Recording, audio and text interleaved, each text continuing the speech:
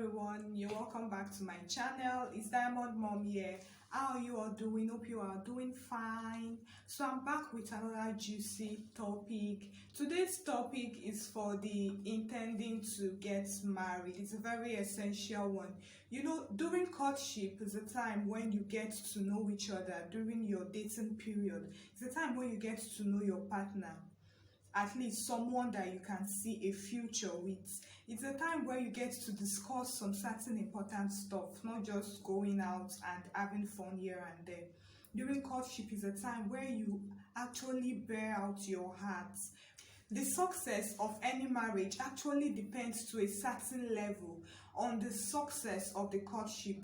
This period of courtship can be an overwhelming one for intending couples, as they have so much in mind. They have so many things that they want to discuss, so many things about the future, how many children, how we would share this, how we would do that, our family, and so many things about their intending marriage. Oftentimes, they actually discuss some things, but they do so in the wrong way. There are some issues that they might bring up, important issues that are very delicate to the success of their marriage, but the way they actually go about this topic is actually in a wrong way. Important aspects that couples look out for is their compatibility. Like, are we compatible physically, first of all, financially, mentally, spiritually, in so many aspects, educationally, are we compatible? Now, there are so many aspects of compatibility, but for the purpose of this video, I'll be talking about the educational aspects, or better put, the mental aspects. But most times during courtship, the partners, they are often concerned with, are you a graduate? I'm a graduate. Are you a graduate? Okay. You're not a graduate. Okay, even if you have all these qualities, but you're not a graduate, you know, I won't be proud of you, I won't be this. Now, we often forget that education is just a tag.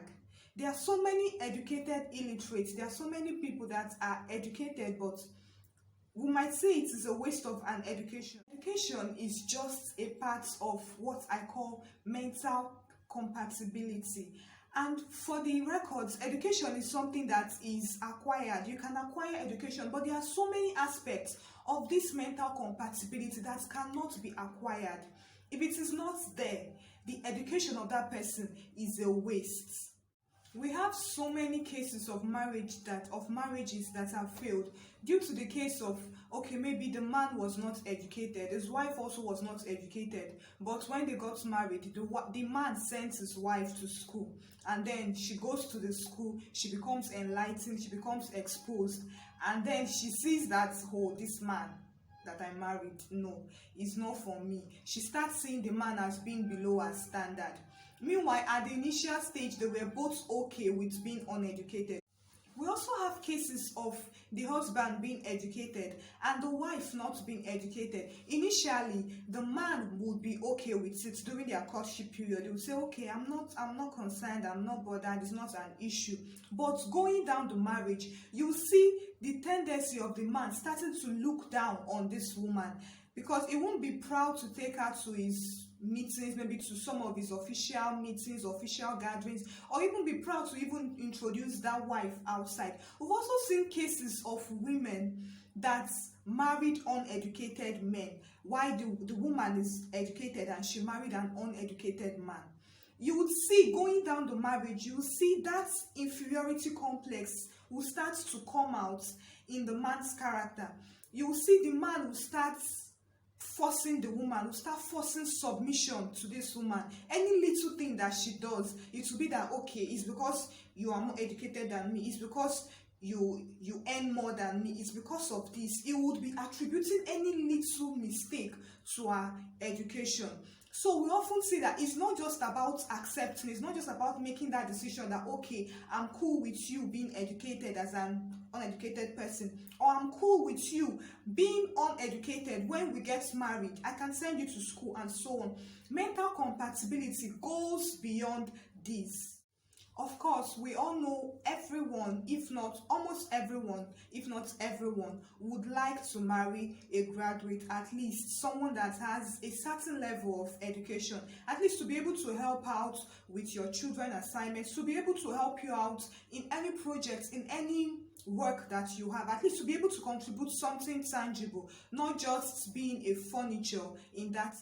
But we all know that there are so many educated illiterates. There are so many people that are actually graduates but can't even make good sentences. They can't even think rationally. They can't even make good decisions. They cannot be confident in themselves. They cannot present or sell themselves. So that's to tell you that education is not all there is to mental compatibility. There are some certain questions that are important. There are some certain things that you should look out for before making a decision on marrying a graduate or an illiterate. There are some questions that you should ask. Number one question, and very important, is, does this person have a good understanding? Does this person have a good understanding? Either the man or the woman. Does he or she have a good understanding? When you communicate to that person, how does the person comprehend what you say? There are some people, I know so many people would say, I don't want to marry an illiterate because if I'm saying A, she will be saying Z. Like, she doesn't even know how to. There are some graduates also too that cannot understand. But we have so many illiterates, so many people that don't have that certificate, but they have a good level of understanding. So this should be number one, because there are so many issues that would arise in so many decisions making, in so many decisions that would be made in the marriage. So many things, so many issues. Can this person really understand? Will this person be up to my standard? So education is not even a criteria here now. Another important thing to consider is the dreams and ambition of this person, the illiterate or the educated person. What are this person's dreams and ambitions? There are some graduates, there are some women, there are some men that their own is, okay, once I just come out of this university, let me go and look for a job. If any amount they are paying me, I will just stay there and be working. The money I will go out, come back. They don't have any dream. They don't have any vision at all. But there are some people that did not go to school. But if you listen to what they have, if you listen to their aspirations, to their dreams, you will find out that they even have more to offer you later on than that graduate. So this is a very important aspect to consider in mental compatibility, because I believe, okay, if you have a certain dream, if you have your own aspirations as an educated person, you would also like somebody, whether the person is educated or not, you would also like someone that can travel with you, someone that can walk that mile with you, not someone that would always try to draw you back, that is okay, you are not giving us time, all these things, sure, you have a good job, what else do we need? You would want someone that is compatible with you in that aspect. Another question to ask yourself in that relationship is, this my partner, is the person open-minded? Is the person willing to learn? Is the person teachable? We know that there are so many proud people. There are so many people that have proud characters, both educated and non-educated. You will see someone that, okay, you don't know this thing. Even if you are educated, there are some aspects that you don't know that an illiterate can actually teach you. Okay, are you able to learn? Will you take it as me being bossy? Okay, you want to marry an uneducated person. You as an educated person, when you get married and you try to correct this person, will this person, because of course you are considering these things during the courtship, do you think that this person would likely take offense or start using it against you? Most of these people that are not graduates, they are actually very intelligent. It's just that maybe they do not have the opportunity, the financial capability to go to school, and you see them being stuck with their school sats. So to me, being a graduate does not guarantee a successful marriage. The main thing is being compatible mentally. Okay, in the level of our education, even if you're not a graduate and I am a graduate, at least in our understanding, in our reasoning? Are we up to a certain level? Am I here and are you here, or are you here and am I here? So at least, even if we are here as people of different educational background, I think it is a starting point. Mind you, education can be acquired at any point in life. You see someone of 40 years have 3 children, 4 children already going to school.